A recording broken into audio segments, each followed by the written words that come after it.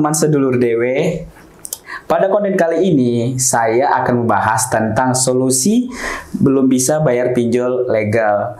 Jadi konten ini berangkat dari pertanyaan teman anggota sedulur dewe soal pinjol legal. Nah, jadi pertanyaannya ini kayak gini nih. Aku bacakan aja ya. Begini, kalau dari secara mental, setidaknya mental saya sudah baik-baik saja. Dari segi teror pun sudah mulai sesekali dan tetap saya abaikan. Nah, yang jadi pertanyaannya, ketika semua ini sudah terlewati, kayak seperti telepon, WhatsApp sudah hampir tidak ada, kelanjutannya seperti apa? Untuk masalah pinjol ini apakah tetap dibayarkan atau menguap begitu saja? Maksudnya akhirnya terlepas dari pinjol itu akhirnya menguap atau tetap dilunasi dengan nego yang lain. Jadi intinya dia ini mantan pengguna pinjol tapi sudah selesai ya secara mental, dan ancaman-ancaman dari pinjaman online-nya juga dia sudah mulai hilang, sudah menguap. Cuman dia masih mempertanyakan, ini kalau kita terlepas pinjol ini emang menguap gitu saja atau ada hal yang harus kita lakukan lagi setelah ini? Terutama juga ini dia spesifik ke pinjol legal. Oke. Sebetulnya kalau kita menjawab pertanyaan teman di grup ini, jadi teman di grup ini konten kita sebelumnya yang membahas Slick OJK, itu kan kita menyebutkan bahwa kalau teman-teman memang ada niatan membayar di aplikasi yang berpengaruh ke Slick OJK, ataupun misalnya teman-teman yang berpegang, saya kan ngutang di aplikasi tersebut, jadi aku harus bayar gitu ya. Nah, itu sebetulnya kembali ke teman-teman. Kita kan kita di sini mengedukasi teman-teman buat paham resikonya. Jadi nanti ketika teman-teman sudah paham resikonya, teman-teman sendiri yang menentukan kedepannya seperti apa. Apakah teman-teman mau bayar aplikasi itu sesuai jumlah pokoknya, atau misalnya dibayarkan dengan dendanya, itu sebetulnya kembali ke pribadi teman-teman. Kembali ke masing-masing orang. Kita hanya menyebutkan, kita hanya memberitahu resiko-resiko dari yang bakalan terjadi. Seperti yang ditanyakan ini, aku bahas lebih kompleksnya ya. Karena ini dari satu chat ini yang tadi dibacakan Revaldo, yang dibacakan tadi, itu ada beberapa sub pertanyaan yang mungkin harus aku jabarkan satu persatu. Jadi gini, yang di grup ya, nanti kita tag juga di grup biar yang membuat pertanyaan bisa lebih paham. Begini, kalau dari mental, setidaknya mental saya sudah baik-baik saja. Oke, itu kita ucapkan selamat ya buat teman-teman yang sudah bisa menata mentalnya kembali karena intimidasi dari DC pinjol dan sebagainya. Juga sudah hilang juga ya, katanya. Itu juga salah satu misi terbesar sedulur dewe yang paling kita prioritaskan adalah mengembalikan mental. Benar karena seperti yang kita tahu, intimidasi DC pinjol itu sangat menekan mental kita. Kalau mental kita hancur, otomatis semuanya hancur. Jadi itulah prioritas kita di situ dulu. Mental teman-teman yang terjerat dulu kita betulin. Setelah itu, setelah mentalnya bisa tertata, teman-teman bisa dengan pikiran dan hati jernih mau melangkah ke depannya seperti apa untuk menyelesaikan pinjol. Nah, jadi untuk si Mbak atau Mas ini, Bapak atau Ibu ini, berarti sudah melakukan langkah pertama yang tepat. Artinya mental sudah oke, gitu ya. Berarti artinya udah nggak terintimidasi oleh DC lagi, udah nggak stres karena ancaman-ancaman DC lagi. Kita ucapkan selamat dan tentunya patut diikuti oleh teman-teman semua sampai di sini. Kemudian dari segi teror pun sudah mulai sesekali dan tetap saya abaikan. Itu juga sudah betul. Jadi yang kita sampaikan selalu ke teman-teman bahwa teror DC pinjol itu lambat laun, kalau misalnya kita telat membayar itu akan pudar, bahkan akan hilang ya, seperti yang sudah disampaikan sama teman kita. Teror sudah mulai sesekali hilang maksudnya ya, dan tetap diabaikan. Dan betul, memang kita nggak perlu menanggapi teror. Misalnya ada DC yang ngancem, DC yang mengintimidasi kita nggak perlu menanggapi. Ya, mungkin ada yang berpikir nggak kurang ajar tuh, DC kayak gitu kita nggak nanggapi. Enggak, teman-teman, itu untuk menjaga mental kita memang nggak perlu ditanggapi. Karena kalau kita tanggapi, yang ada terornya bakalan semakin menjadi-jadi, makin terus-terusan, bahkan malah kita semakin dicari tahu titik kelemahannya. Misalnya kita takut diteror dengan ancaman seperti ini, maka ya akan terus ditekan di sebelah yang kita takut gitu. Karena kita nggak perlu menanggapi teroran DC kok, nggak ada manfaatnya. Kalau punya uang, punya dana, ya silakan dibayar. Kalau memang sudah terkumpul cukup, gitu, silakan dibayar. Kalaupun belum ada, misalnya teman-teman masih niat untuk membayar, terus mengumpulkan nggak apa-apa. Terus sambil dikumpulkan sampai menunggu dananya ada, baru dibayarkan. Nggak perlu merespon teroran DC. Itu sampai sini udah benar juga. Nah, kemudian yang jadi pertanyaan tadi, ketika semuanya ini sudah terlewati, artinya telepon dan WhatsApp sudah hampir nggak pernah ya. Kemudian selanjutnya itu seperti apa? Dia ini gitu kan? Kayak masih merasa gantung. Iya, selanjutnya seperti apa gitu.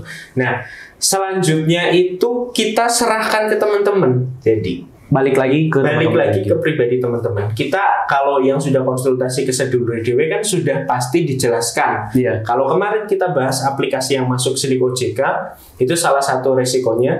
Ada juga aplikasi yang ada DC lapangannya ya, betul ya. Walaupun aplikasi resmi, tapi kan ada yang ada DC lapangannya atau yang disebut FC, ada yang masuk Silik OJK, ada yang mereka itu resmi tapi nggak masuk Silik OJK, nggak ada DC lapangannya. Atau yang biasanya orang-orang kenal itu aplikasi semi gitu ya. Nah, itu akan seperti apa gitu kan? Akan kan dia iya, ketika terornya sudah nggak ada dan lain sebagainya, itu selanjutnya seperti apa? Kita kembalikan ke teman-teman sebetulnya. Kita nggak ada kewajiban harus ngelakuin itu enggak. Kita kan udah ngejelasin ya. Ya, karena tugas kita itu sampai di situ sebetulnya. Mau teman-teman bayar, kalau misalnya teman-teman mengganjal, mungkin ya ada beberapa keyakinan misalnya yang hutang harus dibayar, ya silakan kita kembalikan. Kalau teman-teman memang ada dananya berlebih dan lain sebagainya, asal tidak memaksakan diri, asal tidak mengganggu misalnya uang itu untuk kebutuhan yang lebih mendesak, seperti itu. Itu nggak apa-apa kalau teman-teman mau dibayarkan. Kalaupun misalnya belum ada dananya dan belum tetap belum bisa dibayarkan, ya nggak ada resiko lain. Apalagi kalau aplikasi yang legal tapi nggak masuk Silik OJK, nggak ada DC lapangan, nggak ada FC lapangan. Ketika terornya sudah selesai, sudah pudar, ya sudah, resikonya hanya di situ. Nggak akan ada resiko lain, gitu. Kemudian nanti bunganya gimana? Untuk aplikasi resmi, baik itu masuk Silik OJK ataupun ada DC lapangannya ataupun enggak, yang kita sebut semi, pokoknya aplikasi resmi OJK, itu bunga keterlambatan tidak akan melebihi dari pokok pinjaman 100% ya, artinya maksimal 100%. Apabila pinjamannya 1 juta, berarti maksimal bunga keterlambatan adalah 1 juta. Jadi total teman-teman akan mengembalikan uang itu di aplikasi resmi yang seperti ini tuh 2 juta, nggak akan lebih dari 2 juta gitu. Jadi bunga tidak akan, atau bunga atau teman-teman nanti total membayar tidak akan lebih dari 100%, seperti itu. Itu kembali ke teman-teman, mau dibayarkan ya silahkan. Kalau misalnya menganut kepercayaan, keyakinan, saya hutang harus dibayar, silahkan dibayarkan ketika memang sudah ada dananya dan tidak memaksakan diri, seperti itu. Kalau mau nego juga nggak apa-apa, nego saja. Misalnya bunga keterlambatannya udah terlalu gede, teman-teman keberatan, nego ke pihak aplikasinya, nggak masalah. Caranya nego itu langsung ke aplikasi, ke customer service. Untuk saat ini memang customer service yang welcome ya dengan nasabah yang mau nego itu biasanya aplikasi-aplikasi tertentu, nggak semua aplikasi. Tapi teman-teman bisa nyoba ke CS aplikasi ya, hanya ke CS aplikasi untuk melakukan negosiasi. Terus kalaupun teman-teman tidak mau membayarkan ataupun belum sanggup, sebetulnya gini ya, kalau misalnya tadi berpatokan saya kan hutang harus dibayar gitu ya. Nah, sebetulnya nih, mohon maaf, kalau patokannya itu kan agama ya, namanya hutang harus dibayar dan sebagainya. Tapi teman-teman juga melupakan ribanya itu. Nah, sebetulnya kalau ngomongin masalah agama mungkin bisa di tempat lain, tapi sedikit yang aku tahu, tapi teman-teman juga mengabaikan ribanya itu. Terus yang kedua, kalau di agama tanpa kita ngomongin riba, kan utang 1 juta dibayarkan 1 juta, seperti itu. Iya nggak sih? Benar. Kalau kita utang 1 juta dibayarnya lebih, itu kan riba. Nah, kalau patokannya adalah agama, di mana namanya kita utang yang harus dibayar, kalau kita tarik ke belakang lagi, misalnya waktu awal mereka, waktu awal pinjam sampai sekarang, misalnya ditotalkan, kita menerima uang dari pinjol, artinya kita meminjam uang tersebut, jumlahnya berapa? Dibandingkan dengan kita membayar ke pinjol tersebut jumlahnya berapa, itu sebetulnya apa yang kita bayarkan ke sana jumlahnya itu sudah lebih dari cukup untuk membayar hutang kita. Sebetulnya kalau patokannya agama mungkin bisa dijawab dengan seperti itu. Ya, sebetulnya kita secara nggak langsung sudah membayarkan sesuai dengan nominal yang kita pinjam, bahkan lebih gitu. Jadi itu kembali ke teman-teman ya. Kalau nggak ada paksaan sama sekali sih. Kembali ke teman-teman untuk masalah kelanjutannya, mau dibayarkan ya silakan, tapi dengan catatan apabila teman-teman sudah punya dana dan tidak menggunakan dana yang seharusnya untuk kepentingan yang lebih lebih penting gitu ya. Dan juga ya tidak memaksa seperti itu. Maksudnya artinya tidak dengan meminjam ke pinjol lain atau ke teman-teman lain yang akhirnya akan menimbulkan masalah-masalah baru. Kalaupun misalnya teman-teman belum bisa membayarkan, ya sudah, pahami tapi ya, itu aplikasinya masuk Silik OJK atau enggak, ada kolektor lapangannya atau enggak. Kalau masuk Silik OJK berarti teman-teman harus siap dengan resiko Silik OJK-nya jelek. Ketika ada DC lapangannya berarti teman-teman harus siap ketika didatengin DC lapangan gitu. Tapi kalau nggak ada Silik OJK, nggak ada DC lapangan, berarti ya sudah nggak ada resiko. Karena kan tadi udah disebutin terornya udah mulai hilang gitu. Nah, resikonya ya teror doang. Kalau terornya sudah hilang ya berarti sudah nggak ada resiko apapun lagi. Berarti di garis bawahi yang dikembalikan itu lihat lagi prioritas masing-masing dari aplikasi yang pernah mereka pakai kan. Ya kalau merujuk ke kasus ini sepertinya ini aplikasi yang orang-orang biasa sebut semi, artinya yang nggak ada DC lapangan, yang nggak ada masuk Silik OJK. Kalau kita lihat dari pertanyaannya ya, jadi mungkin kan bingung ketika nanti gimana nih selanjutnya, mungkin 10 tahun kemudian akan jadi masalah atau enggak gitu ya. Ya kalau kita jawab, kita ngomongin resiko, itu enggak akan jadi masalah. Memang nggak akan jadi masalah. Jadi aplikasi yang tidak masuk Silik OJK, aplikasi yang nggak ada kolektor lapangannya, resiko terbesarnya di teror. Kalau misalnya kalau udah hilang ya, kalau teman yang ini cerita udah hilang, ya berarti resikonya memang udah selesai. Udah nggak ada, udah aman. Resikonya udah nggak ada resiko. Tinggal keputusannya di teman-teman. Mau dibayarkan silakan. Enggak juga nggak apa-apa. Terserah kalian. Terserah ya, jangan kita apa-apa sih. tangan untuk masalah keputusan itu. Nah, menjawab kan?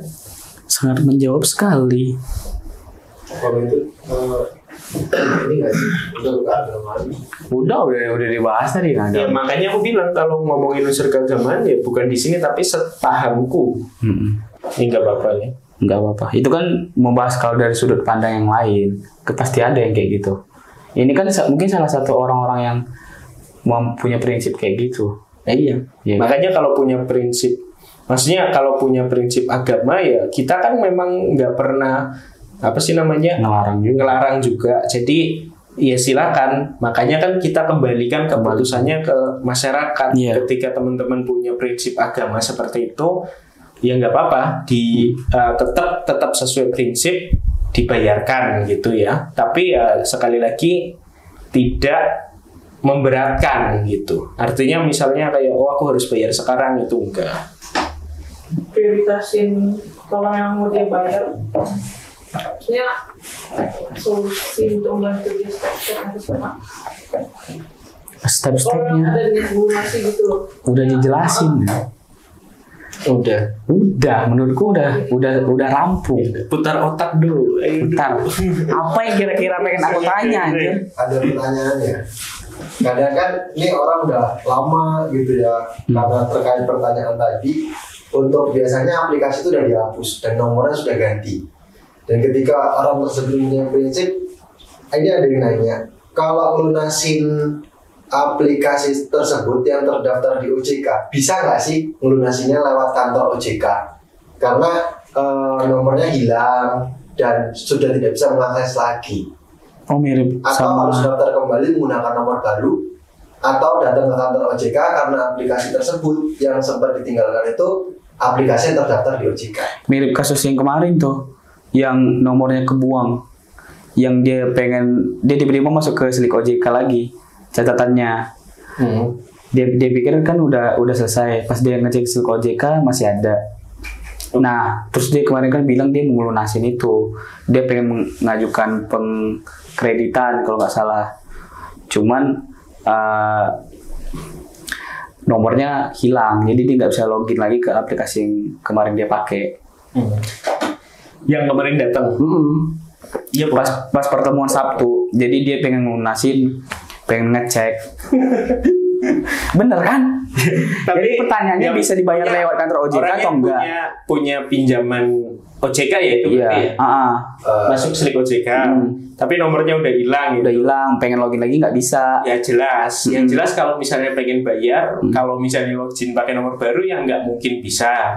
Kan kalau login pakai nomor baru nanti daftar kan, otomatis kan dia harus ngisi data. Kalau misalnya dia ngisi pakai KTP yang sama, otomatis KTP tersebut sudah digunakan di nomor ini. Iya.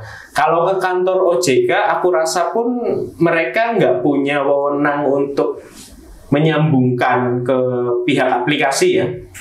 Untuk maksudnya kayak, kalau kamu punya catatan buruk di aplikasi atau di perbankan ini yang kemungkinan itu adalah produknya pinjol gitu. Kayaknya juga nggak mungkin OJK itu menyambungkan. Biarpun mungkin kayaknya ribet gitu ya. Menurutku untuk yang satu-satunya paling efektif, kalau aplikasi yang benar-benar sudah berlisensi OJK, pasti mereka itu punya customer service yang sigap. Artinya mereka bisa merespon keluh kesah, saran, kritik, ataupun hal-hal semacam tadi. Itu bisa dihubungi dan bisa menjawab. Kalau customer service itu tidak merespon, walaupun kalau setahu aku itu aplikasi-aplikasi yang benar-benar berlisensi itu customer service-nya tanggap. Nah, itu juga bisa lewat email. Kalau lewat email itu lebih resmi dan lebih akan ditanggapi. Apalagi niat kita untuk membayar. Mana sih aplikasi yang tidak merespon orang mau membayar gitu ya? Kan niatnya tadi membayar. Jadi silakan buat teman-teman yang memang punya niatan membayar, kemudian nomornya sudah hilang, paling jitu ya memang ke customer service atau ke email. Untuk hal pembayaran pasti akan ada prosedurnya lagi.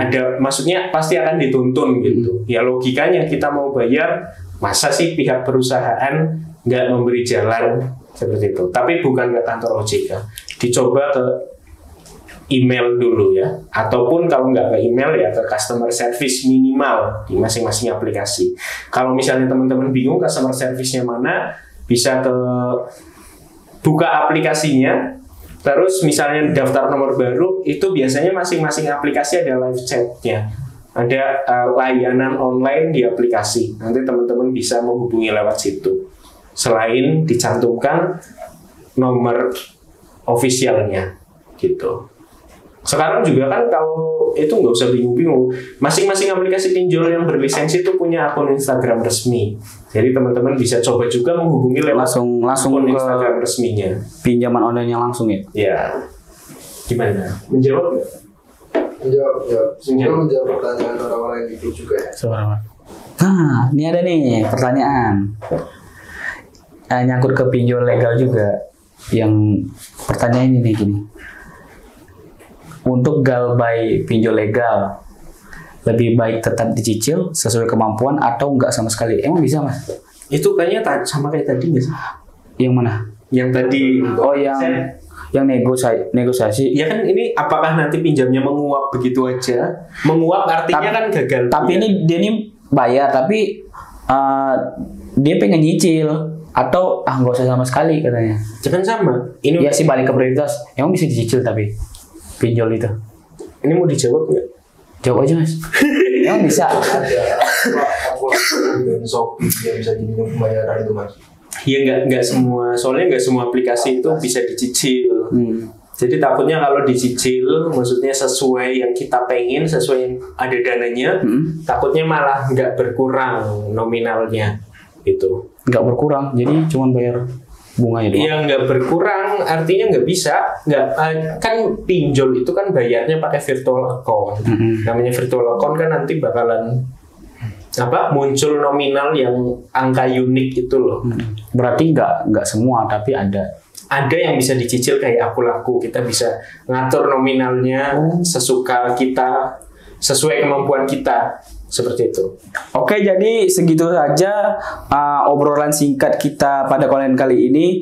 Buat teman-teman yang nanya, semoga udah terjawab. Terus juga buat teman-teman yang pengen nanya, boleh di komen di YouTube Sedulur Dewe, Instagram Sedulur Dewe, boleh juga bagi teman-teman anggota Sedulur Dewe juga boleh tanya di grup. Nanti mungkin di next konten bakal kami angkat dan kami jawab pertanyaan teman-teman. Jadi ya udah, semoga bisa menjawab. Semoga bisa menjawab. Dadah. Terima kasih, sampai jumpa. Ya.